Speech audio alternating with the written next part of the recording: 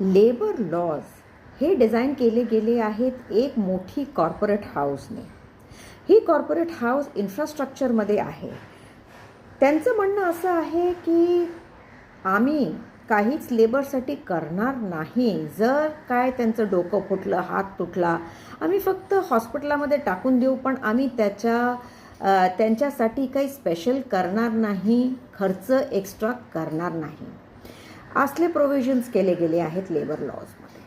का हे labour law बदलले गेले? कारण की ही कंपनी पहिले जे लेबर लॉज होते त्याच्यात असं अनिवार्य होतं की कंपनीला लेबरसाठी काही ना काही करायला लागायचं. जर लेबरची काय नुकसान झाला तर. पण आता हा लेबर लॉच बदलला गेला कारण की ही कंपनीला बरेच जागी पकडलं गेलं. लोकांच्या बरीच तक्रारी आल्या की हे इन्फ्रास्ट्रक्चरमध्ये कामं तर करून घेतात पण लेबरसाठी काही करत नाही म्हणून हा लेबर लॉ पहिले ह्या संदर्भात चेंज केला गेला. दुसरं आपल्याला सांगितलं गेलं होतं की हायर अँड फायर आता फार सोपं झालं आहे. तर हायर अँड फायर सोपं तर झालं आहे, पण आता कॉन्ट्रॅक्टवरती पण लोकांना ठेवणार नाही. आता कॉन्ट्रॅक्टच्या जागी आलं आहे, नवीन आहे, तो आहे कन्सल्टंट म्हणून. तर आता बऱ्याच लोकांना कन्सल्टंट म्हणून ठेवलं जाईल, स्पेशली जे व्हाईट कॉलर्ड वर्कर्स आहे. म्हणजे त्यांना काही द्यायची काही गरज नाही आहे.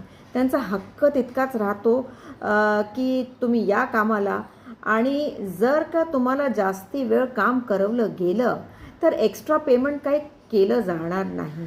म्हणजे 8 ते 10 ते 14 तास पण झाले तर तो तुमचा टाईम जातो, पण कंपनी काय तुम्हाला ह्याच्यासाठी एक्स्ट्रा देणार आहे की नाही तो एक इश्यू नुसतं कंपनीज डिसाईड करेल. आणि ते तर जरुरी आहे की कंपनी त्याच्यासाठी जास्ती पैसे देणारच नाही आहे. असं म्हटलं जात होतं की आपल्या देशात कंपन्या फॉरेनच्या येत नाही कारण की लेबर लॉज चांगले नाही आहेत. आता हे लेबर लॉज बदलले गेलेत. बघायचं हे आहे की काय हे लेबर लॉज चेंज केल्यानंतर आता कंपन्या काय धावत येणार आहेत का भारतात? तुमचे मतं येऊ द्या आणि तुम्ही सांगा तुमचं काय ओपिनियन आहे ह्याबद्दल. धन्यवाद.